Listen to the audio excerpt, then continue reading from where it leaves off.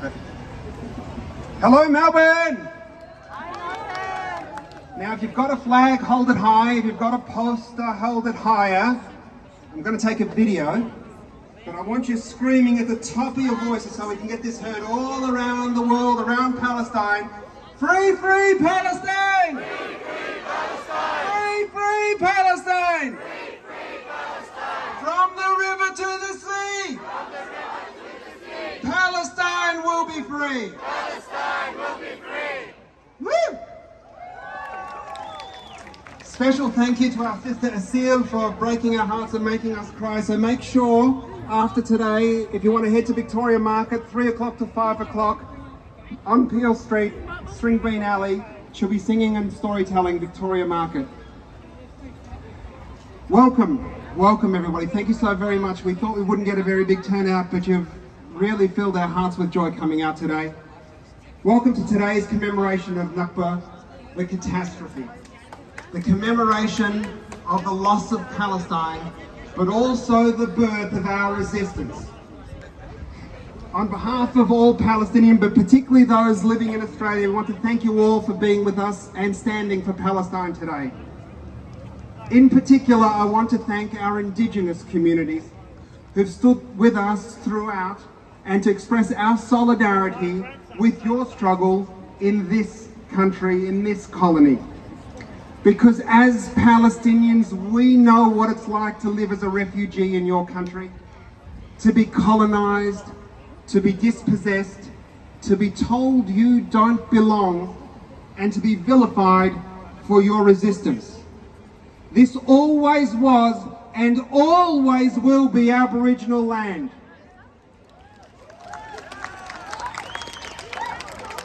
A Palestinian sister in Canada posted a poem, and I want to read it for our Indigenous brothers and sisters, and it's particular to Palestinians as well. We are not here to be considerate towards fragile whiteness. We are not here to choose our words wisely towards colonizer offspring who feel hurt by raid. We are not here to censor our ancestral pain to be accepted in the white mainstream. We are here to honour the suffering and sacrifice of our ancestors. We are here to prevail the long overdue call for justice. We are here to collectively heal from ancestral pain and trauma and put an end to the ongoing exploitation of our bodies and souls once and for all. We are here to make a change. This will be our legacy to the future generation. Led by the blood of our ancestral dedication, resilience and love that fiercely pumps through our veins. That's Dahlia Lena. I also want to thank our Jewish community who have broken ranks with theirs and stand in here in solidarity with us.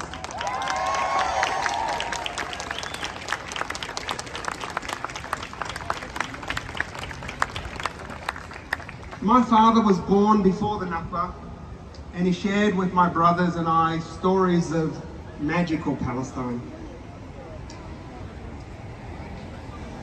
The wonder and the beauty of Palestine before Zionism, before colonialism. In his stories, he would walk us through Jerusalem,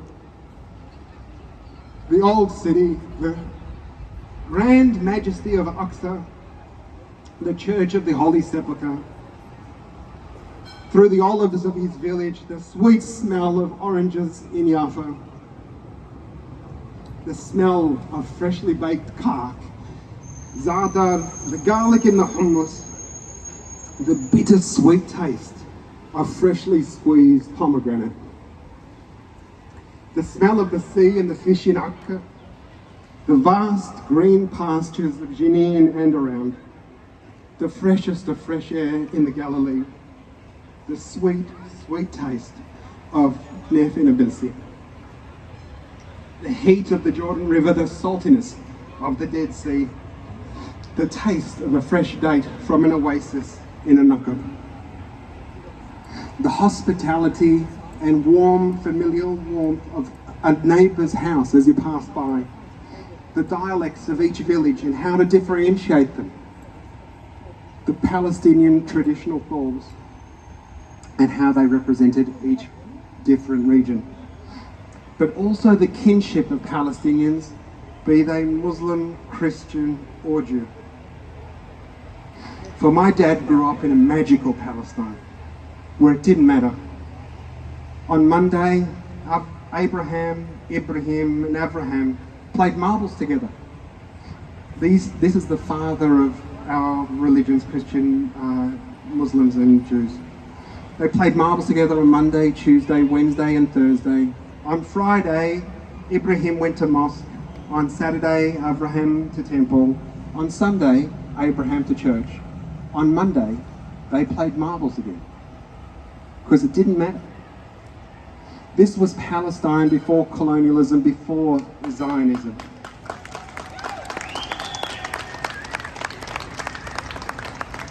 But then Zionism came to beautiful Palestine, and he told us of the tragedies before 1948, from the first Zionist attacks, terrorist attacks in bombing markets, booby trapping dead bodies to create more damage when people went to get their dead.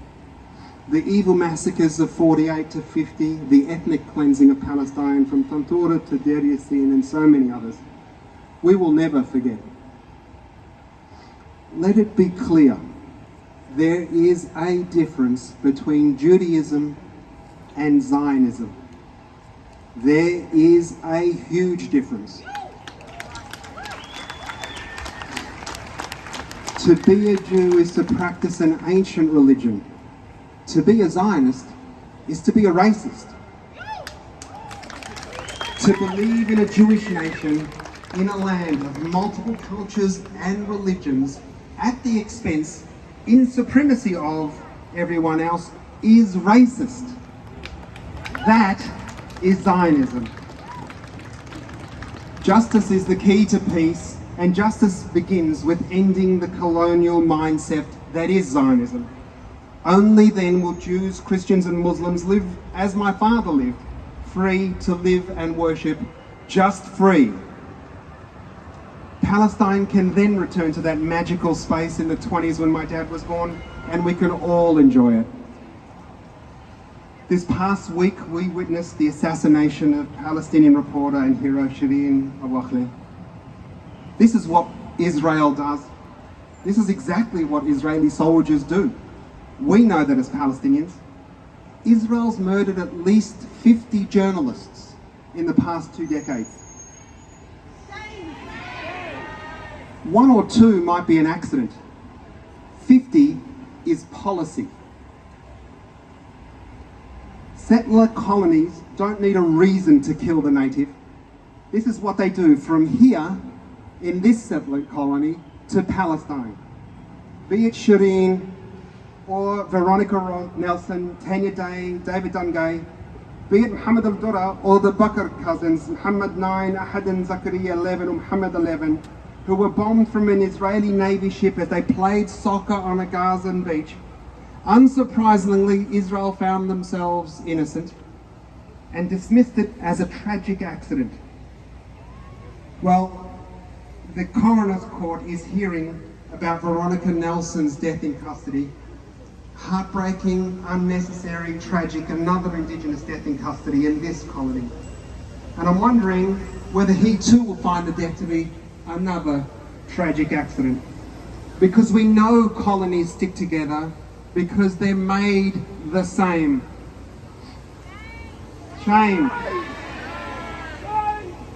And whether that's the sycophantic congratulations we saw last week from ScoMo and Elbow to the State of Israel talking about their shared values, we know they have shared values, and their shared value is the attempted annihilation of an Indigenous people and to replace them with a Western settler colonial state. They haven't succeeded in Palestine and they won't succeed here. Today, as we come together, we need to commemorate, but we also need to celebrate. I say celebrate because in scenes not witnessed in Palestine since the Nakba, Palestine and Jerusalem came together as never before. Shireen was given a huge farewell in Jenin, then to Nablus, and then to the Al Jazeera office in Ramallah. In all those streets, the people filled them. Tens of thousands of people, you could not even move. The next day, the morgue was surrounded with a sea of people, off to the presidential compound for funeral prayers, then to Jerusalem. Along the way, every village, people just joined the march, the funeral procession. To Colombia, the refugee camp, they emptied Colombia and joined the procession. They tried to get through Colombia, but were met with tear gas. That's how Israel responded, with tear gas. But then Shireen went through to the Jerusalemites, took Shireen from Colombia through to St. Joseph's. And the next day, in scenes we've all seen, as Shireen in her casket was leaving St. Joseph's, we witnessed what we know about Israel, the brutality of Zionism and apartheid Israel, as police officers used a baton like a colonializer slashing a forest, making a way, endeavouring to break arms and legs. Shame. And with each swing and a buckled leg, Shireen's coffin got closer to the floor. But each time another Palestinian joined, and her coffin never fell. As Palestine will never fall. We held her high as Palestinians around the world hold our heads high. We will never be defeated. Following those scenes of depravity, Shireen was taken through Jerusalem to Bab al-Khalil, the Jaffa Gate. And for a moment, Palestine was liberated. It was filled with tens of thousands of Palestinians, not a Zionist, not an army person, not a police officer to be seen. Palestine was free. So we need to commemorate those lost in the struggle for justice. We need to commemorate those that have died and have been buried in strange lands away from their ancestors. Remember where we come from. But we also need to celebrate those that are still holding their keys and the trust and the deeds to their homes. Proud and strong, we need to celebrate the steadfastness, the resistance, and the retaking of Jerusalem. We know too well that the killing of Palestinians is not new. Israel's been doing it for decades. That's what colonizers do. Israel may have all of the technology, the weapon advantage, Western support, but they lack the most important ingredient: morality, dignity, determination, justice. That's what pumps through the hearts of every Palestinian. Today we honour the steadfastness of our brothers and sisters in Palestine. They remain unconquered but occupied, and they remain as a reminder to the powerful of this world. A reminder to all downtrodden people, to all colonised people, that there is a connection, an indestructible connection between an indigenous person and their lands, and it can never ever be broken. The Zionists have counted on the Palestinians forgetting, they've counted on us giving up, but they know we'll never give up. The Nakba was not just a single event. We know that Nakba is an ongoing event. It's happening today in a killing. It's happening today in a housing demolition. It's happening in an expulsion. The Nakba is an ongoing event, and Palestinians the world over need your support to resist this. We know that neither the United Nations, the United States, Australia, nor any of the powers are going to end the occupation in Palestine. We know that we have to do it ourselves.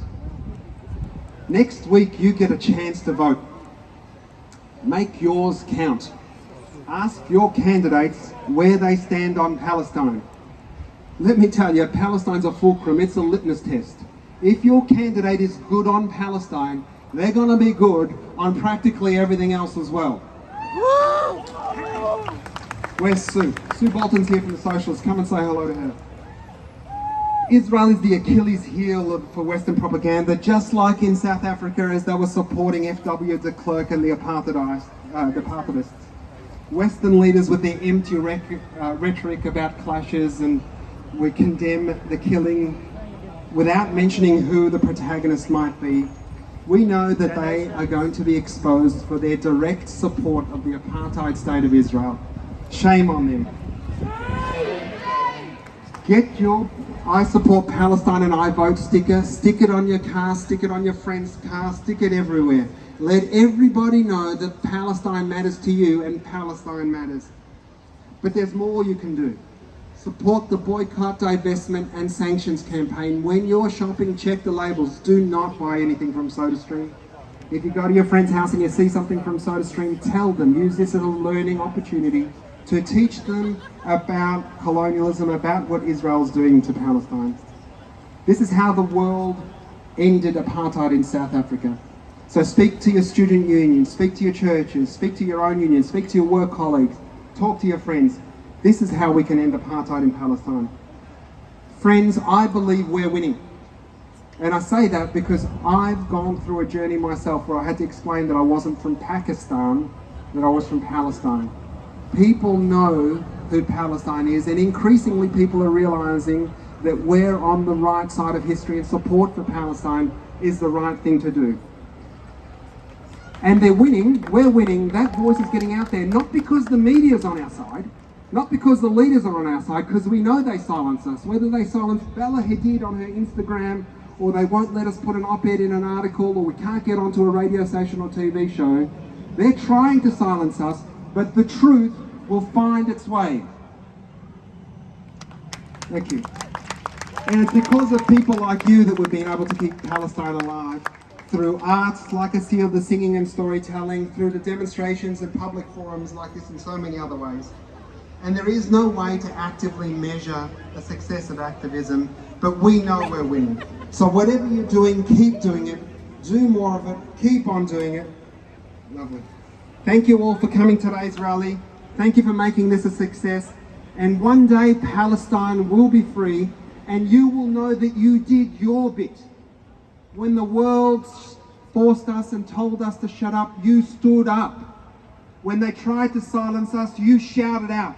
When they tried to belie us, belittle us and deny us our freedom, we stood tall, you stood tall. On that day, when Palestine is free, you will know you've done everything you need to. Free, free Palestine! Free, free Palestine! Free, free Palestine! Free, free Palestine! Thank you.